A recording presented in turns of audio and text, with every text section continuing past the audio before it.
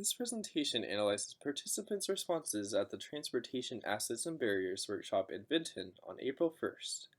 The information in the following slides aims to inform the Vinton Visioning Committee and Design Team during the design process. Different transportation users typically have different needs and priorities. Older adults want access to local services. Active recreationists want to be challenged while engaging in physical activity.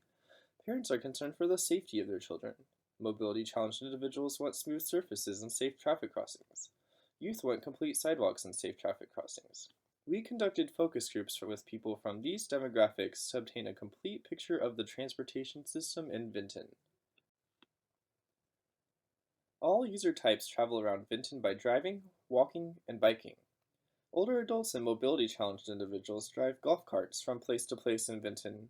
Parents use scooters, and youth like to drive four-wheelers.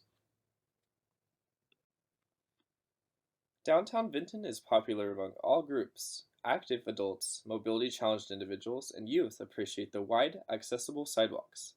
Actives appreciate the murals on the buildings downtown, and parents enjoy the connectivity of the sidewalks on 1st and 2nd Avenue. The Old Creamery Trail is well used by Vinton residents, young and old. Actives and older adults enjoy the various trailside amenities, such as benches, shelter, and abundant trees.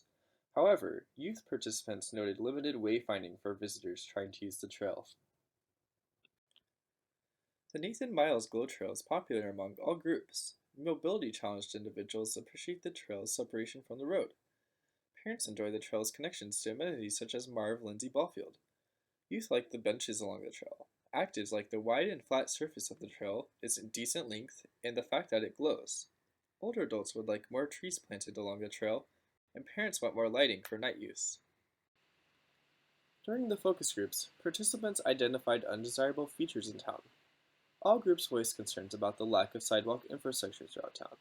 Residents find it difficult to use the existing, incomplete, broken, and narrow sidewalks and are forced to walk or bike in the street. Participants also noted drainage and flooding issues at Riverside Park, the Glow Trail, the Dudgeon Wildlife Area, and some city streets.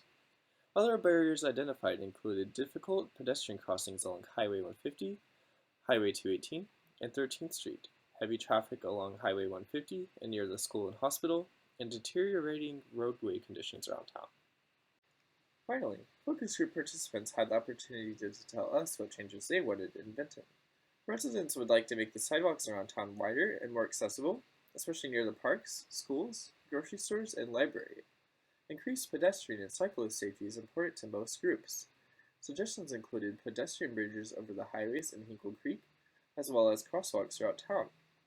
Actives, older adults, and parents expressed a desire for increased trail connectivity between the Old Creamery and Glow Trails, along with a regional connection to the Cedar Valley Nature Trail.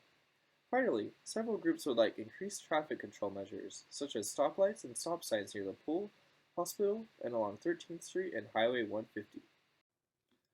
If you have any questions about this presentation or the community visioning process, contact the members of your local visioning committee or check us out on Facebook, Instagram, or Twitter. A complete set of assessment presentation boards can be found on the Vinton webpage at www.communityvisioning.org/Vinton.